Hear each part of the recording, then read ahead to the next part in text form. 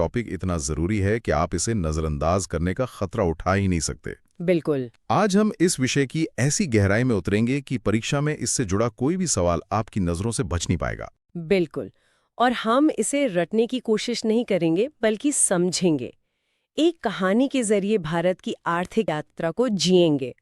और हाँ, कुछ ऐसी ट्रिक्स पर भी बात करेंगे जो मुश्किल तथ्यों को दिमाग में बैठा देंगे। तो चलिए शुरू करते हैं। तो कहानी को समझने के लिए हमें समय में थोड़ा पीछे चलना होगा। साल है 1947। देश को आज़ादी तो मिली, लेकिन विरासत में मिली जबरदस्त गरीबी और भुखमरी। करोड़ों पेट खाली थे। हाँ। तो हमारी कहानी का एक हीरो है रघु, एक आम किसान जो उस दौर के हर भारतीय का प्रतीक है। ठीक है। जब देश ही भूखा हो तो सरकार की पहली प्राथमिकता क्या होगी? इसमें तो कोई दो राय हो ही नहीं सकती। पहली और एकमात्र प्राथमिकता थी पेट भरना, देश को अन्न के मामले में आत्मनिर्भर बनाना। और इसी लक्ष्य के साथ शुरू हुई पहली पंचवर्षीय योजना, जो 1951 से 56 तक चली। हाँ, 1951 से 1956 तक।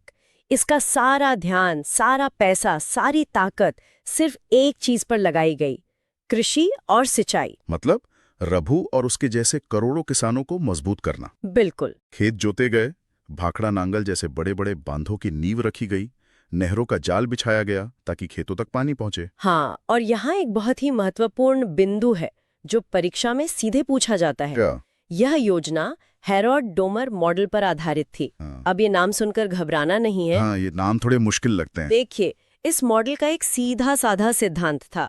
देश जितना ज्यादा पैसा बचाएगा और उसे सही जगह निवेश करेगा, उतनी ही तेजी से तरक्की करेगा। अच्छा, बचत और निवेश। जी, इसीलिए सरकार ने बांध और सिंचाई परियोजनाओं में भारी निवेश किया। तो पहली योजना का सार हुआ कृषि पर जोर, और मॉडल था हेरोड डोमर। ये दिमाग में बैठा लीजिए। एकदम।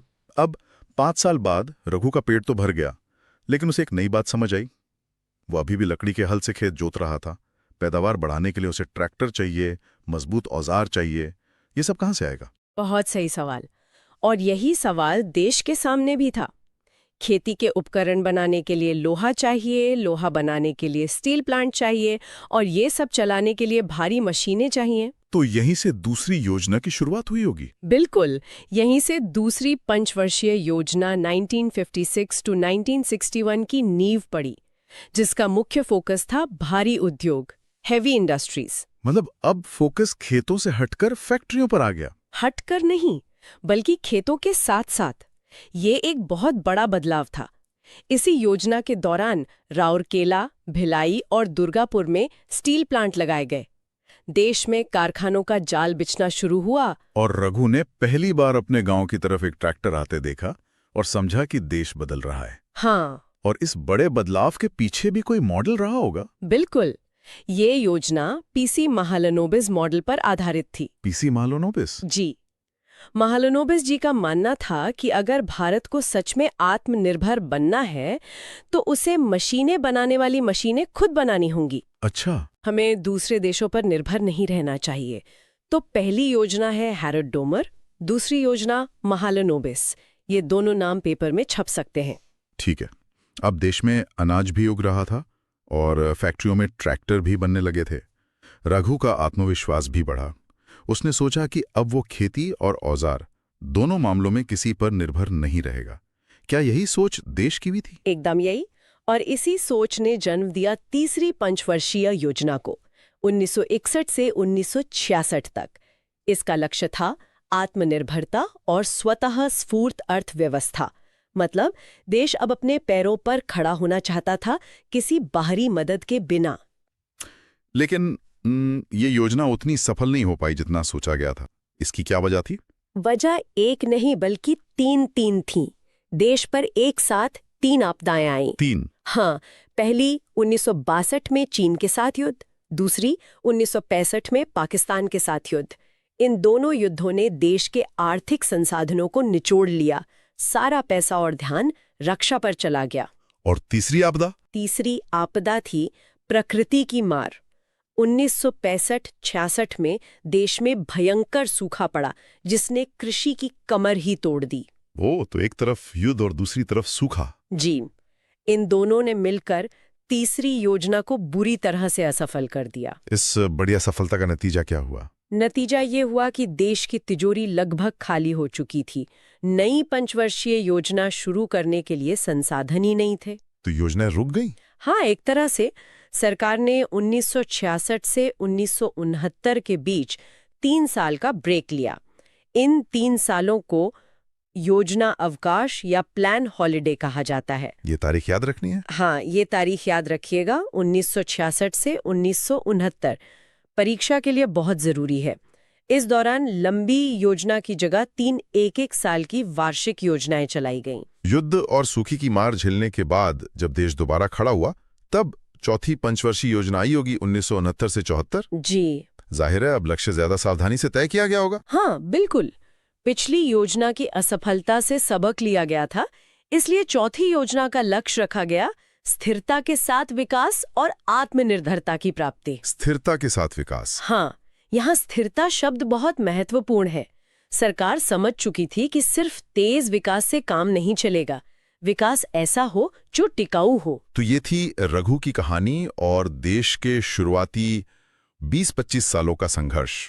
पहली योजना में पेड़ अरा, दूसरी में उद्योग लगे, तीसरी में आत्मनिर्भर बनने की कोशिश की जो असफल रही, और चौथी में स्थिरता के साथ आगे बढ़ने का संकल्प लिया। एकदम सही। रघु की कहानी से हमने शुरुआती चुनौतियों को समझा, लेकिन जैसे जैसे देश की अर्थव्यवस्था जटिल होती गई, सरकार के लक्ष्य भी बदलते गए और अब उन्हें याद रखना भी मुश्किल होता गया। हाँ, तो अब इन बदले हुए लक्ष्यों को याद रखने के लिए चलिए कहानी के साथ साथ कुछ मजेदार शब्द ट्रिक्स का इस्तेमाल करते हैं। ये बहुत जरूरी है क्योंकि 5वीं योजना के बाद अक्सर कंफ्यूजन शुरू हो जाता है। सही कहा। तो 5वीं पंचवर्षीय योजना, शब्द है 5। 5 से हमारे दिमाग में क्या आता है? मुट्ठी का पंच। बिल्कुल सही पकड़ा। उस दौर में देश के सामने 2 सबसे बड़े दुश्मन थे, गरीबी और महंगाई। अच्छा, तो कल्पना कीजिए कि देश ने इन दोनों दुश्मनों को एक जोरदार पंच मारा। इसलिए 5वीं योजना का सबसे बड़ा नारा और लक्ष्य था गरीबी हटाओ। गरीबी हटाओ, ये तो बहुत सुना है। हाँ, गरीबी हटाओ। ये सवाल अनगिनत बार पूछा गया है कि गरीबी हटाओ का नारा किस योजना में दिया गया। जवाब है 5वीं योजना। 5वीं योजना मतलब गरीबी पर पंच, ये तो आसानी से याद रहेगा। अब आते हैं छठी पंचवर्षीय योजना पर। छठी को हम 6 भी करते हैं। 6 से जुड़ा कोई शब्द? Six sense. Six sense. और सिक्स सेंस का मतलब क्या होता है? दिमाग का इस्तेमाल, बुद्धि का इस्तेमाल। हाँ, देश ने भी यही किया। अब सिर्फ मेहनत से नहीं, दिमाग से काम करने का वक्त था। और दिमाग का सबसे बड़ा प्रतीक है टेक्नोलॉजी। तो छठी योजना का फोकस था आधुनिकीकरण और प्रौद्योगिकी, मॉडर्नाइजेशन एंड टेक्नोलॉजी। अच्छा, तो सिक्स सेंस से सीधे टेक्नोलॉजी पर पहुंचना है। Yeah. ये बढ़िया कनेक्शन है। अब अगली 7वीं पंचवर्षीय योजना। 7 से क्या शब्द बनता है? 7-7। हाँ। हाँ, उस समय देश में एक बड़ी समस्या उभर रही थी, क्षेत्रीय असमानता। मतलब मुंबई और दिल्ली जैसे शहर तो तेजी से आगे बढ़ रहे थे, लेकिन देश के कई ग्रामीण और पिछड़े इलाके विकास की दौड़ में पीछे छूट रहे थे। इसलिए सरकार ने कहा अब सबको साथ साथ लेकर चलना है। तो 7वीं योजना का उद्देश्य था क्षेत्रीय असमानता को कम करना। हाँ, और यहाँ एक और मॉडल आता है, जॉन डब्ल्यू मिलर मॉडल। एक और मॉडल, इसे कैसे याद रखें? इसकी ट्रिक भी मजेदार है। मिलर शब्द को पकड़िए, जिसका मतलब है मिलाना। मिलाना यानी विकास के फायदों को सब जगह बराबर मिलाना, सबको साथ साथ लेकर चलना। तो 7वीं योजना मतलब साथ साथ और मिलर मॉडल। बहुत खूब। अब बात करते हैं 8वीं पंचवर्षीय योजना की। 8 से मेरे दिमाग में आ रहा है 8वां अजूबा। 8वां अजूबा। दुनिया में 7 अजूबे हैं, लेकिन भारत के लिए 8वां अजूबा क्या हो सकता है? भारत का 8वां अजूबा है उसका शिक्षित, स्वस्थ और हुनरमंद नागरिक, मतलब इंसान। बिल्कुल। 7 योजनाओं तक हमने कारखाने, सड़कें और बांध तो बना लिए, लेकिन अब दुनिया बदल रही थी। देश को एहसास हुआ कि असली दौलत उसके लोग हैं। अगर लोगों को अच्छी शिक्षा और हुनर दिया जाए तो विकास अपने आप तेजी से होगा। इसीलिए 8वीं योजना में फोकस मशीनों से हटकर इंसानों पर आ गया। इसका लक्ष्य था मानव संसाधन विकास, ह्यूमन रिसोर्स डेवलपमेंट। जी।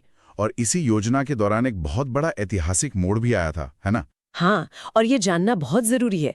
1991 में इसी योजना के दौरान भारत ने नई आर्थिक नीति को अपनाया, एलपीजी रिफॉर्म्स। जिसे हम एलपीजी रिफॉर्म्स भी कहते हैं, यानी उदारीकरण, निजीकरण और वैश्वीकरण।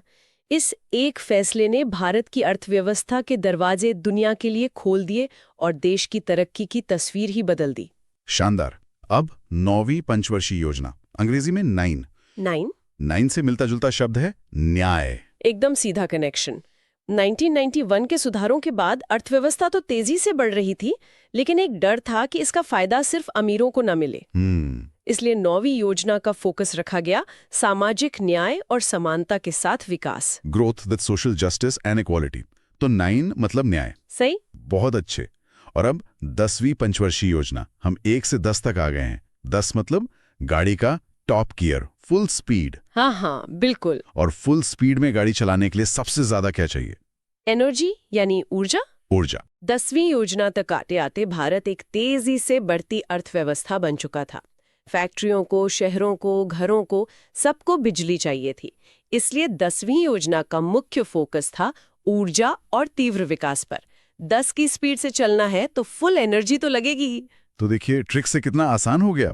5वीं गरीबी को पंच। 6ठी 6 सेंस से टेक्नोलॉजी। 7वीं सबको साथ साथ लिया। 8वीं 8वां अजूबा मानव विकास। 9वीं 9 से न्याय। और 10वीं 10 की स्पीड के लिए एनर्जी। अब बची हैं आखिरी 2 योजनाएं। जी, यहाँ तक आते आते देश की चुनौतियां बदल चुकी थीं। अब सवाल सिर्फ विकास करने का नहीं था, बल्कि विकास कैसा हो इसका था। अच्छा। 11वीं पंचवर्षीय योजना का लक्ष्य था समावेशी और सतत विकास, इंक्लूसिव एंड सस्टेनेबल ग्रोथ। इन 2 शब्दों समावेशी और सतत का मतलब क्या है? ये आज भी बहुत इस्तेमाल होते हैं। देखिए, समावेशी विकास का मतलब है ऐसा विकास जिसमें समाज का कोई भी वर्ग पीछे ना छूटे, विकास का फायदा गरीब से गरीब व्यक्ति तक पहुंचे। और सतत विकास का मतलब है ऐसा विकास जो पर्यावरण को नुकसान पहुंचाए बिना भविष्य की पीढ़ियों के लिए भी टिकाऊ हो। हम आज की तरक्की के लिए कल के संसाधन खत्म न कर दें। और इस योजना से जुड़ा एक बहुत जरूरी तथ्य भी है जो परीक्षा में आ सकता है। हाँ, अब तक की सभी योजनाओं में सर्वाधिक जीडीपी विकास दर लगभग 8% इसी 11वीं योजना में हासिल हुई थी। 8%? ये तो बहुत बड़ी बात है। जी, ये एक महत्वपूर्ण उपलब्धि थी। और आखिर में 12वीं पंचवर्षीय योजना, जो 2012 से 2017 के लिए बनी थी, और भारत की अंतिम पंचवर्षीय योजना साबित हुई। हाँ, अंतिम। इसका लक्ष्य क्या था? इसका लक्ष्य 11वीं योजना के लक्ष्यों को ही और तेज गति देना था। तो इसका फोकस था तीव्र, अधिक समावेशी और सतत विकास। Faster, more inclusive and sustainable growth. जी, इसके बाद 2015 में योजना आयोग को समाप्त कर दिया गया और उसकी जगह नीति आयोग ने ले ली। तो ये थी हमारी सभी 12 पंचवर्षीय योजनाओं की कहानी, उनके लक्ष्य और उनको याद रखने की ट्रिक्स। मुझे लगता है अब तस्वीर काफी साफ हो गई होगी। बिल्कुल, लेकिन असली तैयारी तो अभ्यास से होती है। सही बात है। तो क्यों ना एक रैपिड फायर रिवीजन हो जाए। मैं सवाल पूछती हूँ, देखते हैं कितनी बातें याद है। मैं तैयार हूँ और मुझे यकीन है कि हमारे सभी भावी सिपाही भी तैयार हैं। पहला सवाल, पहली पंचवर्षीय योजना किस मॉडल पर आधारित थी? ये हैरोल्ड डोमर मॉडल पर आधारित थी, जिसका फोकस बचत और निवेश पर था। बहुत अच्छे। प्रश्न 2, गरीबी हटाओ का नारा किस योजना की पहचान है? 5वीं योजना, गरीबी को पंच मारा। सही। प्रश्न 3, योजना अवकाश या प्लान हॉलिडे की सही अवधि क्या थी? 1966 से 1969, 2 युद्धों और सूखे के बाद। एकदम सटीक। प्रश्न 4, मानव संसाधन विकास यानी शिक्षा और स्वास्थ्य पर फोकस किस योजना में शुरू हुआ? 8वीं योजना में। 8वां अजूबा, एक कुशल भारतीय। बेहतरीन। प्रश्न 5, भिलाई और दुर्गापुर जैसे स्टील प्लांट किस योजना की देन है? यह दूसरी पंचवर्षीय योजना की देन है, जिसका फोकस भारी उद्योगों पर था। अब एक मुश्किल सवाल। प्रश्न 6, किस योजना के दौरान एलपीजी सुधार लागू हुए? ये 8वीं योजना के दौरान हुआ, 1991 में। क्या बात है।